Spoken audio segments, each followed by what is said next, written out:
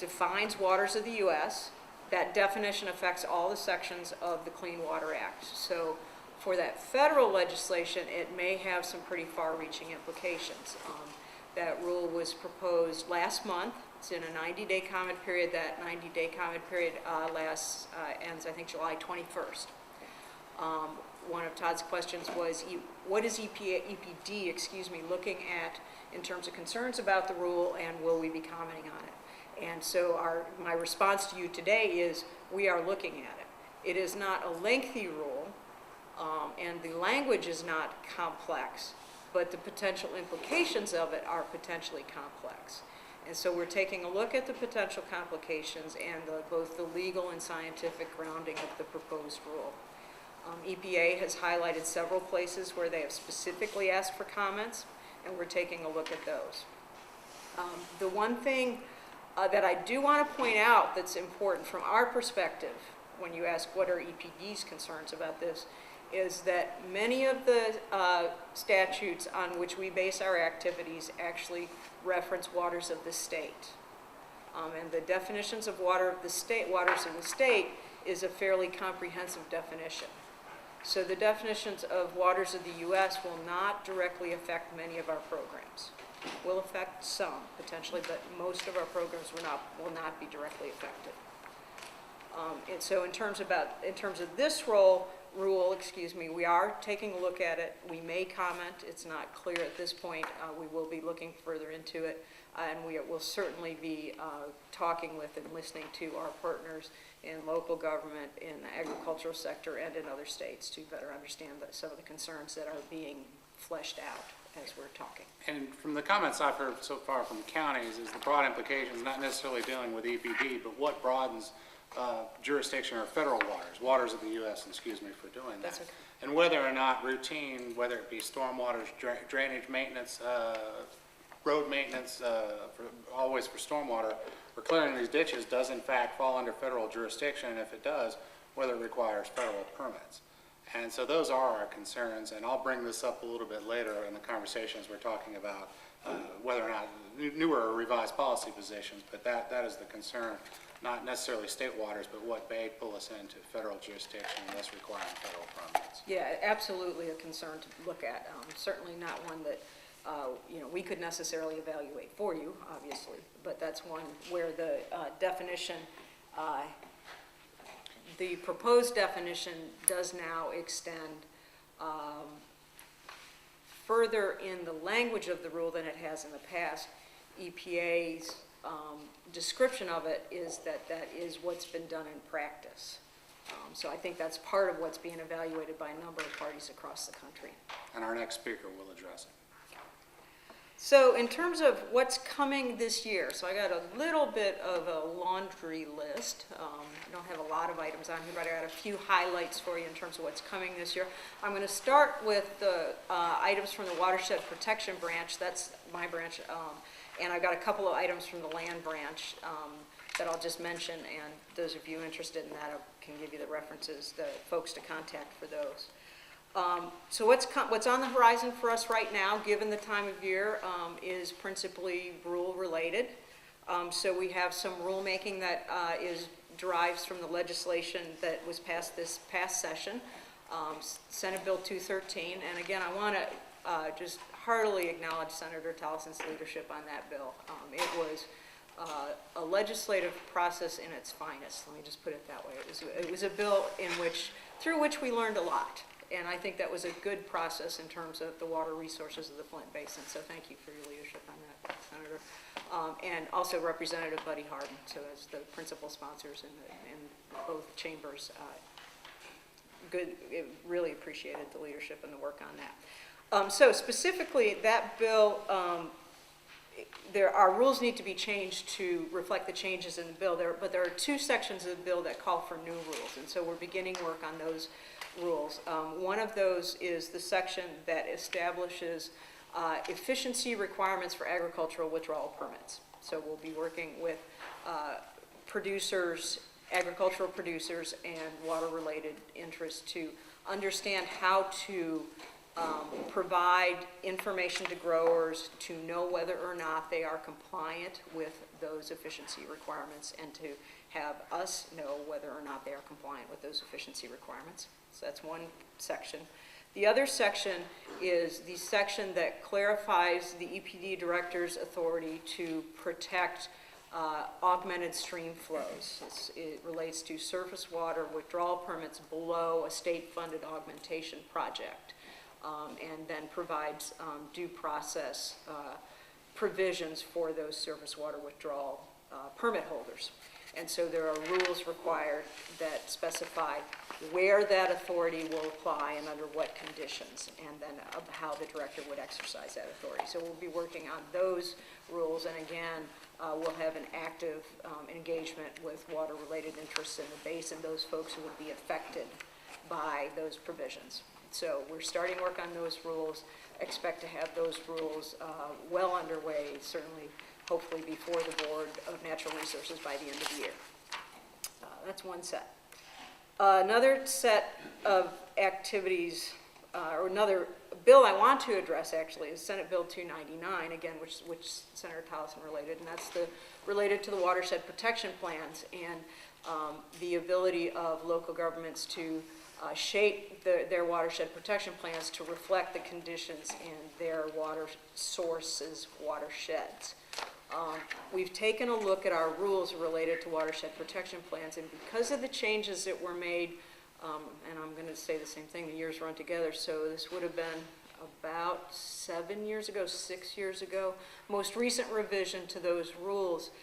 We don't think we need rule changes right now. We think the rules actually provide the flexibility to respond to some of those changes that are highlighted in the legislation and were highlighted in the discussion of the legislation, but that flexibility has never been used. We've never encouraged local governments to use it, and we've never had a local government come in and say, we want to try to use that.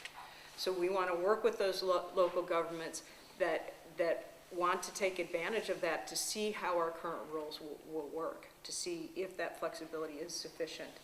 We believe it is. If we find that it isn't, then we will pursue a rule change. So that's the Senate Bill 299 update.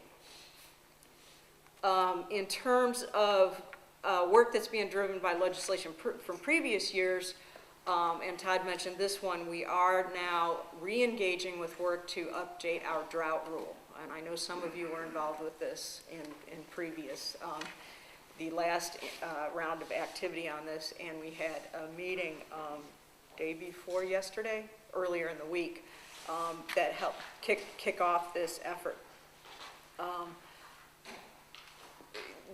Here's sort of a quick thumbnail of where our drought rule stands.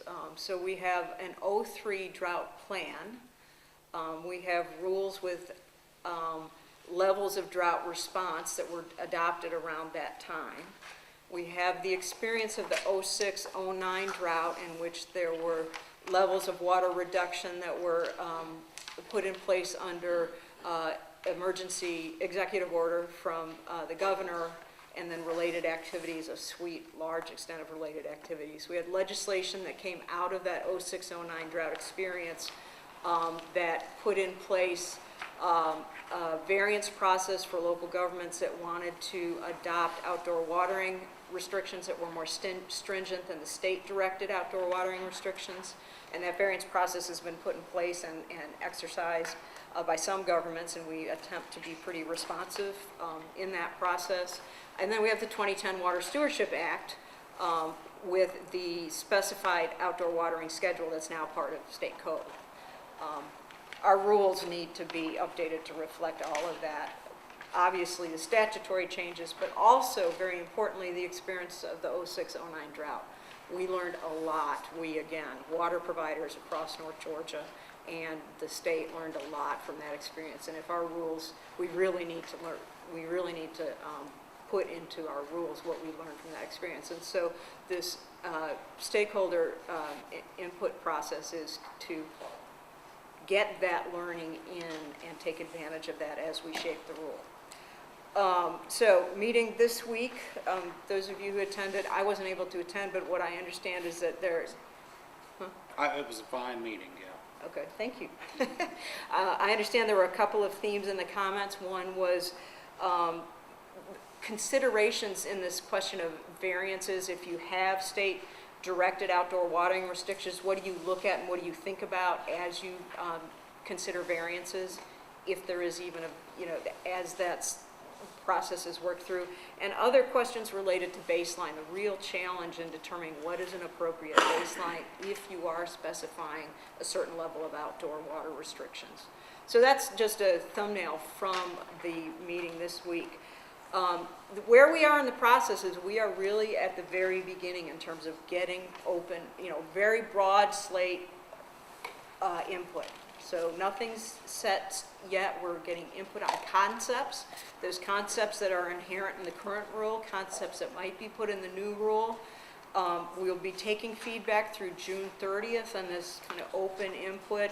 Don't have anything really fleshed out yet or that we're putting forth in a solid way, but we want to get your ideas on these concepts. There will be a second meeting later this summer that will have something more solid in terms of possible rule language. So if you can take a look at the packet, the slide deck from the meeting that is in your packet. I thought I'd brought it up here with me, but it's some 20-some slides. They're pretty detailed slides, and so they lay out, thank you, they lay out the concepts that we're wanting to get your feedback on. So please take a look at that. The last page has the address for written input or the email address for email input. So we'd really like to hear from you about what you think about one of those concepts or all the concepts, whatever works for you. So that's the drought rule piece. Next item is our triennial review of water quality standards. We're nearing the end of that process. Every 3 years under the Federal Clean Water Act, we take a look at our water quality standards. We let people know we'll be updating those standards, ask for ideas about what changes people think would be good to make. We went through that process last year. We got a number of suggestions, and those are under consideration. We will be working through those and then taking updated standards to the Board of Natural Resources later this year. As I said, there's a number of recommendations were submitted to us that we're working through and not sure how all of those are going to shake out. I did want to let you know that there are two that are really driven by EPA, so it's highly likely these two are going to go forward, and these are changes to the ammonia criteria. These are ambient water quality standards, so changes to the ammonia criteria and changes to the bacteria criteria. The ammonia criteria, this is a change based on toxicity to aquatic life.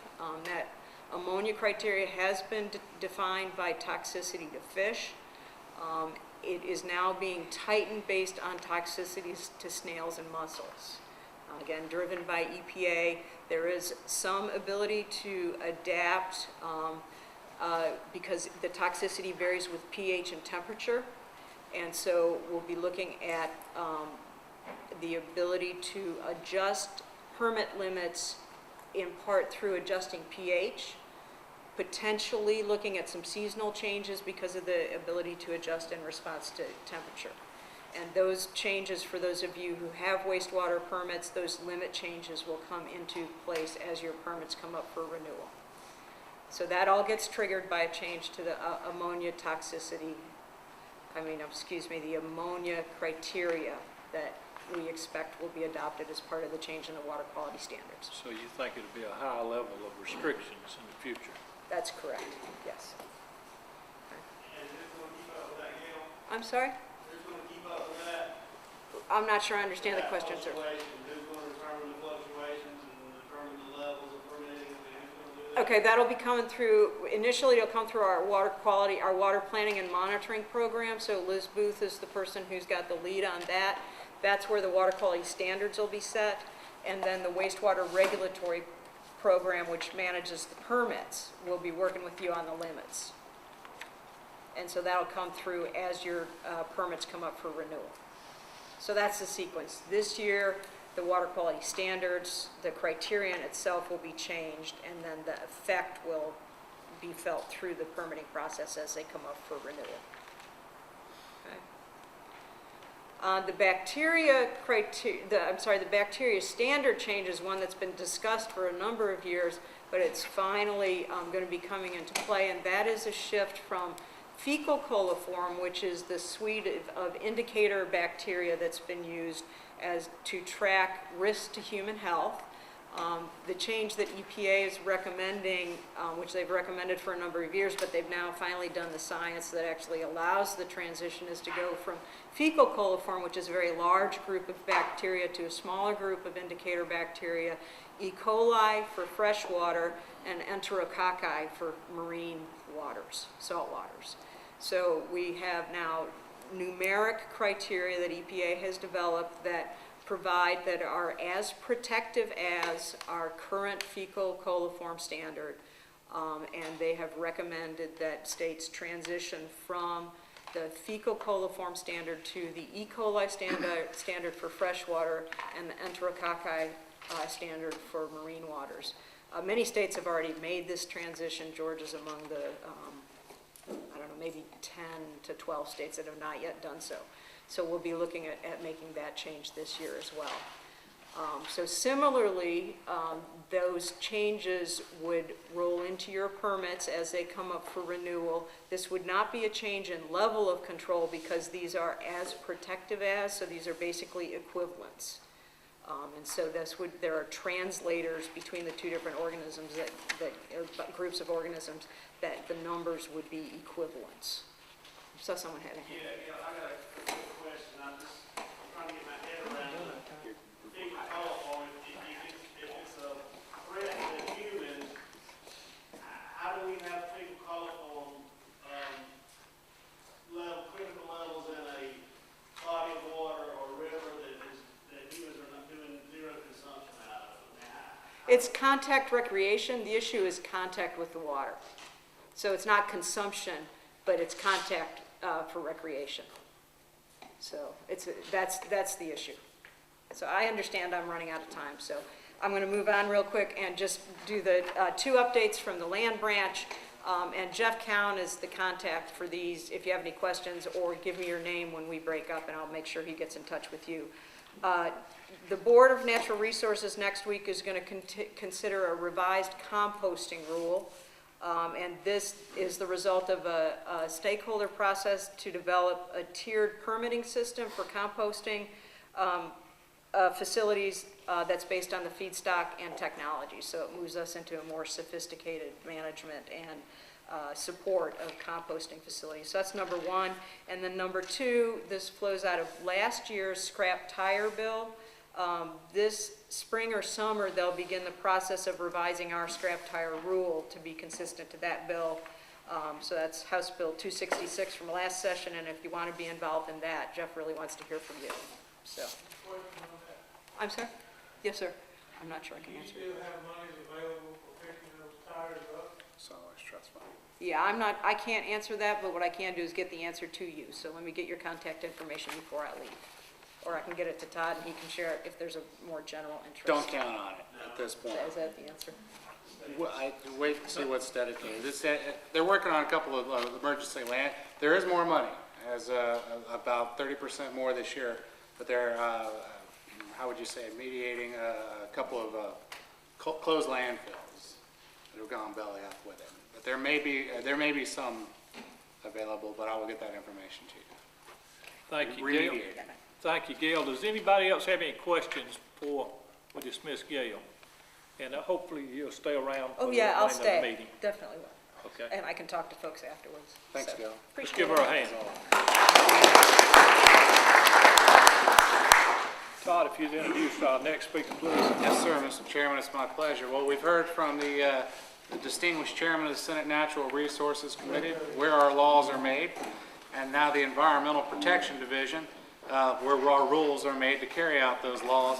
But we also like to hear from the local water utility perspective to find out how these rules and these laws are going to impact your local governments. And sometimes I have to admit it's a bit over my head, probably that over many commissioners, but we work closely with the Georgia Association of Water Professionals, our water utility experts, to help us comply, to understand and get along and be happy, right? That's right. And so we have today Jack Dozier, and Jack's a longtime friend of the committee, Executive Director of the Georgia Association of Water Professionals. And Jack, if you'd like to comment on anything you've heard so far, or give us an update on what y'all are doing, I'm sure the committee would be most appreciative. Just a few quick comments. I know that Senator Tolleson already announced he was going to leave before I finished talking, but he is a true leader and has been a wonderful leader.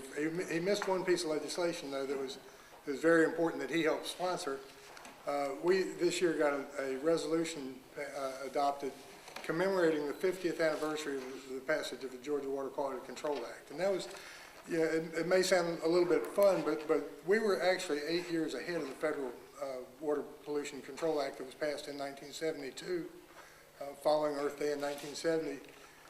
So our General Assembly saw fit earlier than the federal government did to really start taking water pollution seriously. We had our own Cuyahoga River, if you will, on Savannah Harbor. At the time, American Cyanamide was dumping dumping sulfuric acid directly into the harbor. They were using it to treat titanium that was shipped down from the north, and that was our first attack on water pollution control. Rock Howard was hired as the first secretary of the Water Quality Control Board in '65, and at that time we had over 200 communities in the state of Georgia that either had no treatment or primary treatment or marginal secondary treatment. We had 395 industries that had no treatment whatsoever, discharging into our streams and rivers. And over the last 50 years, we've made a lot of progress. You know, there's still problems. Most of those are not, almost all of those are non-point source problems. Mud is the biggest problem we've got in the state of Georgia with water quality these days. It's erosion and sedimentation is the biggest